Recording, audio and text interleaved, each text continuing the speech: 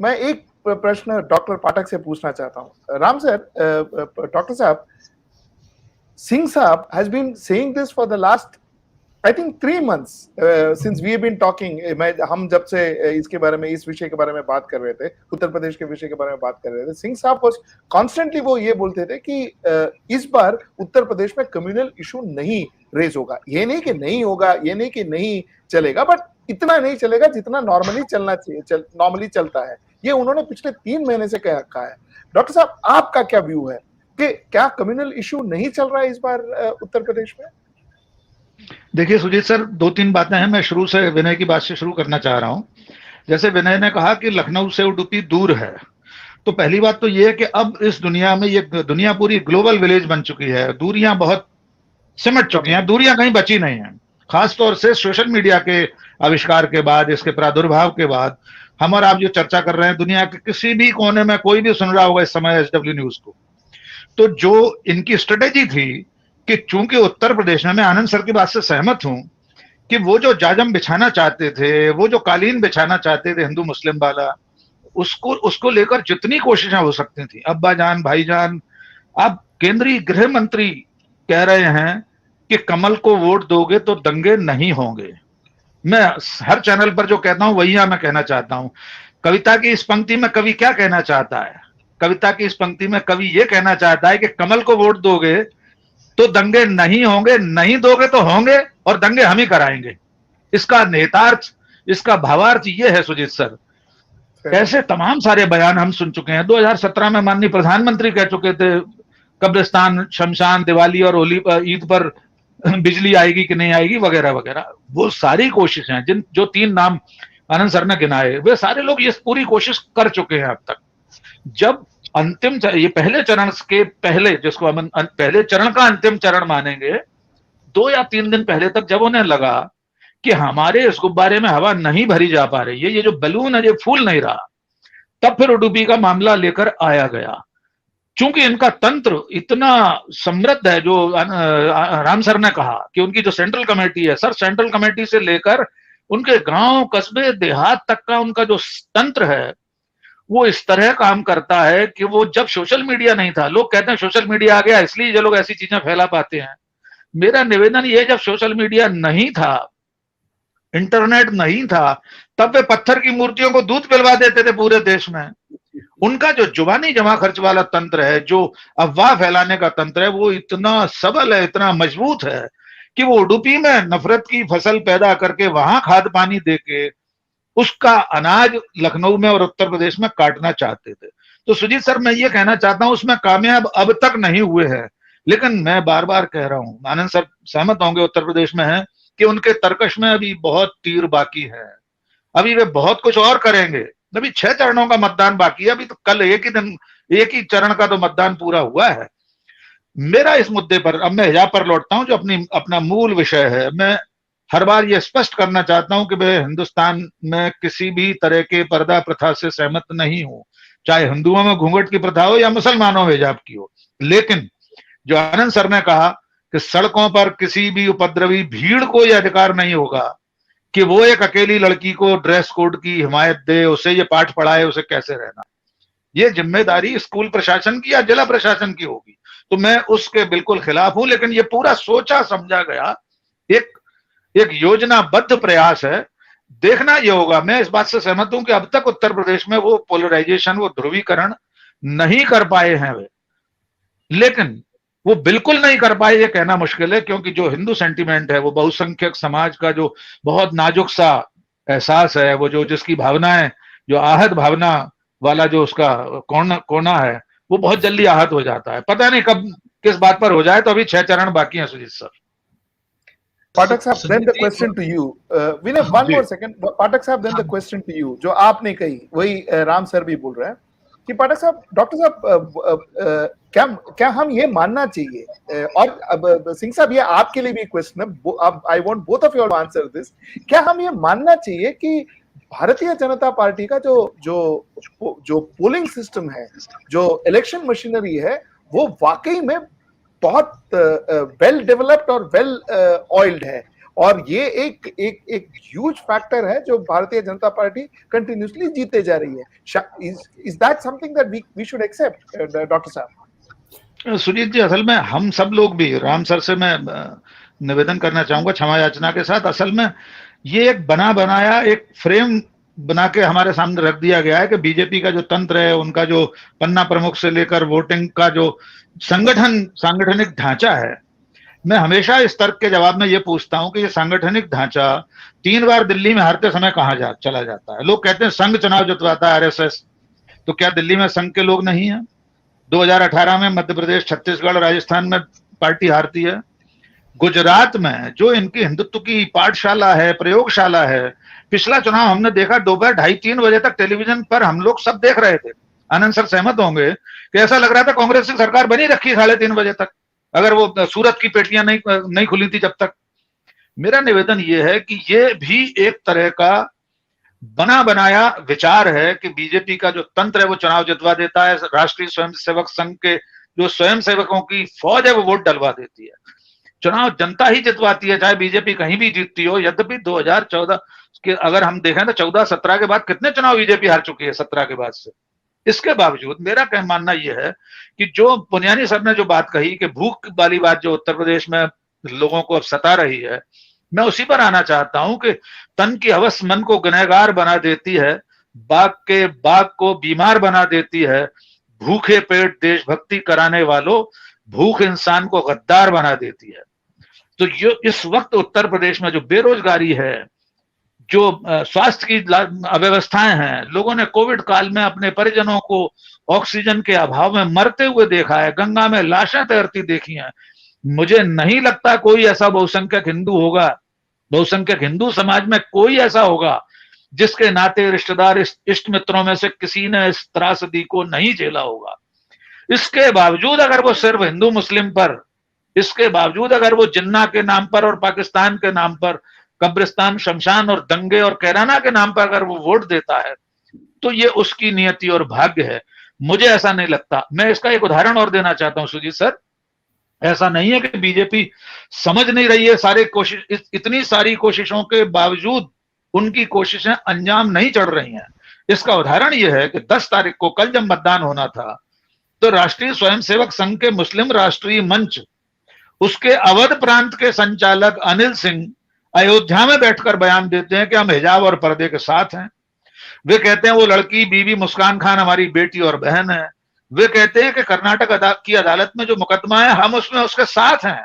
वे कहते हैं जिन लड़कों ने उस लड़की को घेरा था वे उपद्रवी थे। तो आप कल्पना कीजिए कि संघ और बीजेपी के अंतरतम में, उनके अंदर खाने में कितना डर व्याप्त हो गया होगा इस चुनाव का कि 10 तारीख के मतदान के दिन संघ का एक मुखौटा राष्ट्रीय मुस्लिम मंच और उसका हिंदू पदाधिकारी अनिल सिंह उससे बयान दिलवा रहे हैं कि हम हिजाब और पर्दे के साथ हैं। ये बैलेंस इससे पहले संघ ने कभी नहीं किया था। उनका पूरा तंत्र तो कर्नाटक और हिजाब के मसले पर गालियां निकाल रहा है 24 घंटे, और उसमें से मतदान के दिन उन्हें यह कहना पड़ेगा कि हम हिजाब के साथ हैं। पर्दा तो भूल जाइए, पर्दे के साथ तो संघ हमेशा ही से है। माननीय मोहन भागवत जी कहते हैं कि औरत का कर्तव्य तो सिर्फ घर में रसोई बनाना है, अच्छी रोटी ना बनाए, अच्छा खाना ना बनाए तो पति उसको छोड़ सकता है। ये मोहन भागवत जी के बयान है। तो आप समझ सकते हैं कि अंदर खाने वे भयभीत हैं उत्तर प्रदेश के मतदाता के ध्रुवीकृत न होने के कारण। उन्हें लग रहा है कि उनका ये जो पासा है हिंदू मुस्लिम वाला अब तक नहीं चल पाया है। लेकिन मैं बार बार आगाह करना चाहता हूं आपके माध्यम से सबको, श्रोताओं और दर्शकों को, कि अभी उनके तर्कश में बहुत तीर बाकी है। और आनंद जी ने बहुत डरा दिया है कि अगर पुलवामा बालाकोट नहीं कर पाएंगे तो नतीजे उनके पक्ष में नहीं होंगे। हम प्रभु श्री राम से कामना करते हैं कि वे पुलवामा बालाकोट नहीं करें। जी सुजीत जी। बिल्कुल पाठक साहब, मुझे पाठक साहब आपसे भी एक क्वेश्चन पूछना है। आपको कुछ कहना है, आई नो दैट, बट मैं इसी सवाल, हाँ आप अपना सवाल कर लीजिए, फिर इस पर ही आएंगे जो आपने आनंद सर से पूछा। जी सुजीत सर।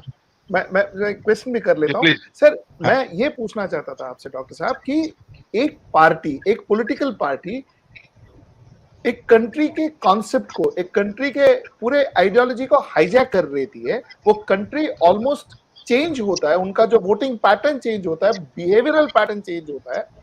वो पार्टी पर से हिंदुत्व का क्या वो एक तो क्या वो रिप्रेजेंट कर रही है, या बाय एनी चांस पिछले 8 वर्षों में एक्चुअल हिंदुत्व को, हिंदू को क्या मिला है ये with in Bharatiya Janata party regime?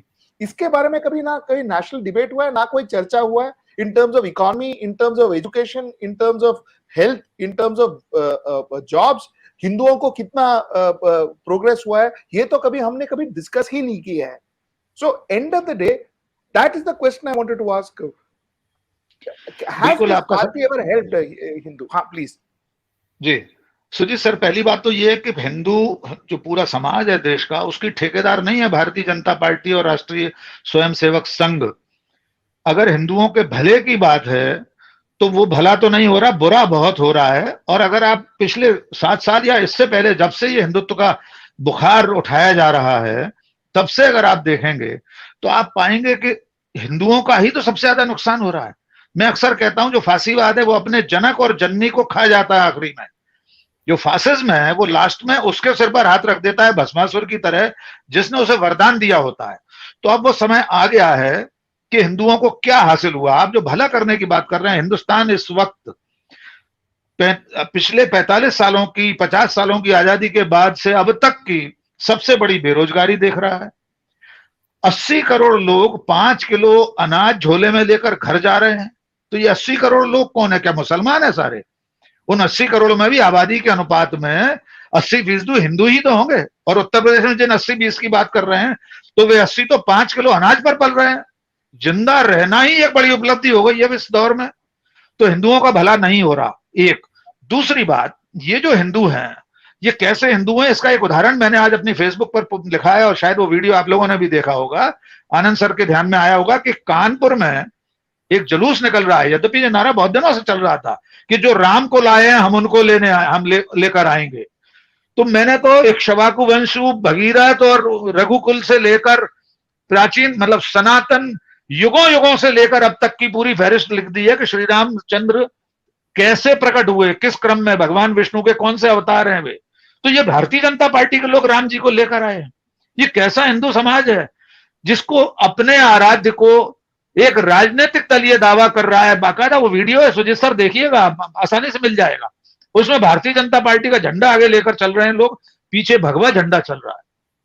तो ये जो हिंदू समाज है, इसको इतना सा एक साधारण सवाल नहीं सूझ रहा कि इस धरती पर जितने धर्म हैं, क्या दुनिया के किसी कोने में किसी धर्म के अनुयायियों से मानने वाले ये कहते हैं कि वे अपने आराध्य को लेकर आए? क्या कोई मुसलमान ये कहता है कि पैगंबर हजरत मोहम्मद सल्लल्लाहु अलैहि वसल्लम को वो लेकर आया? क्या कोई ईसाई ये कहता है कि वो ईसा मसीह को लेकर आया है? हैरत होती है कि ये हिंदू समाज इतनी चेतना खो बैठा है कि उसको ये समझ में नहीं आ रहा है कि एक राजनीतिक दल मर्यादा पुरुषोत्तम भगवान राम, त्रेता युग के भगवान राम को 2 फुट का बच्चा बनाकर उंगली नरेंद्र मोदी के हाथ में थमाकर मंदिर की तरफ ले जा रहा है. एक पोस्टर, आपकी भावनाएं आहत नहीं होती? आपको कोई फर्क नहीं पड़ता? मेरा निवेदन यह है कि अंततः ये जो फांसीवादी विचार है, ये जो कट्टरपंथी विचार है, ये बहुसंख्यकों का ही नुकसान करने वाला है. आप देश की दशा और दिशा की बात कर रहे हैं. एक आदर्श रूप ये होता है दुनिया में, ये माना जाता है, समाजशास्त्र ये कहता है कि दुनिया का कोई भी समाज, कोई भी देश वो सभ्य माना जाता है जो अपने भीतर समाये हुए अल्पसंख्यकों को, माइनॉरिटीज को, अकलियत को सम्मान देता है, उसके रस्म रिवाज को, उसकी रीति नीतियों को जगह देता है. और ये सारी दुनिया के मान्य पैटर्न है कि जो जहां माइनॉरिटीज में उसको सम्मान मिलना चाहिए, उसके रीति रिवाज को, जो संविधान सम्मत हो, गलत ना हो. गलत तो बहुसंख्यक का भी नहीं स्वीकार हो सकता. तो आनंद जी जिस धर्म संसद की बात कर रहे हैं उस पर सरकार मौन है. और कैसी धर्म संसद है? जिन हिंदुओं के भले की का सवाल आप मुझसे पूछ रहे हैं, वो यति नरसिंहानंद, मैं अपनी जुबान पर उसका नाम भी नहीं लाना चाहता, वो पूरे हिंदू समाज की स्त्रियों को चरित्रहीन बता रहा है. वो वीडियो में कह रहा है कि जब हिंदू पुरुष काम पर चले जाते हैं तो मुसलमान प्लम्बर, इलेक्ट्रीशियन, फिटर घर में आते हैं और महिलाओं को पटाकर लव जिहाद करके ले जाते हैं. ये कैसा देश है सुजीत सर? मेरी आत्मा कलपती है सोचकर, ये कैसे हिंदू हैं? पूरे हिंदू समाज की स्त्रियों को, हर हिंदू की माता, बहन, बेटी को उसने चरित्रहीन बता दिया. कि कोई मुसलमान इलेक्ट्रिशियन बिजली का बोर्ड फिट करने आया और आपकी बहू बेटी को भगाकर ले गया लव जिहाद करके? कोई प्रतिक्रिया आपको दिखाई थी इस देश में कहीं? हिंदुओं की ठेकेदार राष्ट्रीय स्वयंसेवक संघ और भारतीय जनता पार्टी का एक बयान उसके खिलाफ दिखाई दिया? इसलिए नहीं दिखाई दिया कि मैं इस विमर्श को यहां पर ले जाकर खत्म करना चाहता हूं कि ये सारी कवायद हिजाब की हो या धर्म संसदों की हो, उनका जो अल्टीमेट गोल है, जो लक्ष्य है, सुजीत जी, आनंद जी और राम जी ज्यादा जानेंगे, मुझसे वरिष्ठ हैं, अल्टीमेट गोल जो है वो हिंदू राष्ट्र की स्थापना, हिंदू राष्ट्र का निर्माण है। इसलिए वे राम को भी उंगली पकड़कर ला रहे हैं, त्रेता युग से खुद लेकर आए हैं। इसलिए वे हिंदुओं के बहाने से अपने राजनीतिक उद्देश्यों को और अंततः उस गोल को जो 100 साल पहले देखा गया था 1925 आ रहा है। और इसको अनदेखा मत करिए सर।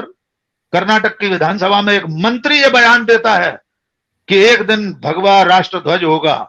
कोई वाईटी सेल और व्हाट्सएप यूनिवर्सिटी का कोई चिरकुट बयानबाज नहीं है। एक मंत्री जिसने संविधान की शपथ ली है, वो कहता है तिरंगे की जगह भगवा होगा एक दिन। न जाने कितने मंत्री नेता कहते हैं हिंदू राष्ट्र बनकर रहेगा। ये संविधान की कितनी अवमानना है। एक आइडिया ऑफ इंडिया को खत्म करने के लिए, उसका कत्ल करने के लिए अभियान चल रहा है और हिंदू समाज खामोश है। अंततः इसको भुगतना उन्हीं को पड़ेगा। आप भले की पूछ रहे थे हिंदू समाज का क्या भला हुआ, हिंदुत्व का, दोनों का ही नुकसान होने जा रहा है। न ये हिंदुत्व है, न ये श्री सत्य सनातन धर्म है, और न ये हिंदुत्व के ठेकेदार हैं। I want to come to you, आपके पास मुझे आना है। और एक बहुत इंटरेस्टिंग क्वेश्चन है दुबे साहब का, जो हमारे को कंटिन्यूसली लिख रहे हैं। और ये दुबे, यश दुबे, उनका ये पूछना है कि सेम क्वेश्चन जो मैंने पूछा था कि भाई हमारा कम्युनल और ये, वो उनका ये पूछना है कि भाई हमारा फ्यूचर क्या है, क्या ये एंड होगा, क्या हम वापस ऐसे एक दिन देख पाएंगे कि हम एक secular leadership, secular government, secular society, क्या हम वापस ये दिन देख पाएंगे? क्या ये चेंज होगा? ये लंबा रास्ता तय करना पड़ेगा। मैं यश जी को आपके जरिए कहना चाहता हूं कि हिंदुस्तान ऐसा कभी नहीं था। 1000 साल का, मैं इतिहास का विद्यार्थी भी हूं, हम लोग सब, पुनियानी सर के सामने ये कहना भी अपराध है, लेकिन जब आप इतिहास पढ़ेंगे, यश दुबे जी से चाहूंगा कि वे इतिहास पढ़ें, आजादी का पूरा संघर्ष पढ़ें। ये वो देश था जिसमें 1857 की क्रांति में महारानी लक्ष्मीबाई, तात्या टोपे, नाना साहब ने एक बूढ़े मुगल बादशाह को अपना कमांडर इन चीफ घोषित कर दिया था। ये वो मुल्क था। राम पुनियानी सर इतने सारे वीडियोस में बोलते हैं, यश जी से मैं चाहूंगा देखें और सुने सर को, जहां पर औरंगजेब की सेना में हिंदू सेनापति हुआ करते थे और शिवाजी की सेना में मुसलमान, शिवाजी की जान बचाने वाला मुस्लिम अंगरक्षक था। ये वो देश था।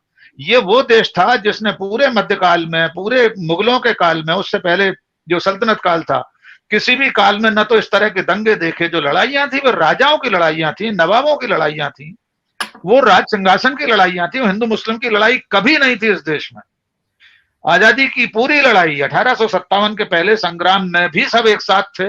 मैं यश जी के सवाल के जवाब में मुझे लगता है यहां तक आ गया था कि आजादी की पूरी लड़ाई में किसी ने नहीं कहा कि हिंदुत्व खतरे में है। भक्ति आंदोलन में किसी ने नहीं कहा हिंदुत्व खतरे में है, या सनातन धर्म जो उस समय कहते होंगे। लेकिन आजादी के शुरू के 70 साल में भी इस तरह किसी ने नहीं कहा। पर एक तबका है, एक विचार समूह है, एक विचार परिवार है जो लगातार इसकी जड़ों में खाद पानी डाल रहा था, और अब ये पेड़ बहुत बड़ा हो गया है। इसे इस रास्ते से, समरसता के, भाईचारे के रास्ते से हटाने में समय लगेगा। इतिहास की एक बहुत मान्य एक कोटेशन है सुजीत जी, कि फांसीवाद अपने चरम पर पहुंचे बिना अपनी गुफा में नहीं लौटता। और मैं बहुत आशंका और दुख के साथ ये कहना चाहता हूं कि अभी हिंदुस्तान में फांसीवाद का चरम आया नहीं है। ये तो प्रारंभिक चरण है। अभी इसके आगे बहुत लंबा रास्ता तय करना है, बशर्ते ये जो हिंदू समाज है, बहुसंख्यक समाज है, अगर ये समय रहते जाग गया, जिसकी जिम्मेदारी आनंद जी उस पर डाल रहे हैं, मैं भी डाल रहा हूं, कि हमें अपने आंगन, अपने चबूतरे को झाड़ पोंछ के साफ करना है। मुसलमान अपने आंगन को साफ करें। अगर हम सब लोग ये आवाज उठा सके कि हम अपना चबूतरा, अपना दरवाजा, अपना आंगन साफ कर पाए इस कट्टरता से, तो शायद ये फांसीवाद अपने चरम पर न पहुंचे और उस रास्ते पर वापस आ जाए जिसकी आशा यश दुबे जी कर रहे हैं। लेकिन ये आसान अभी नहीं है। मैं बहुत खतरा देख रहा हूं आगे।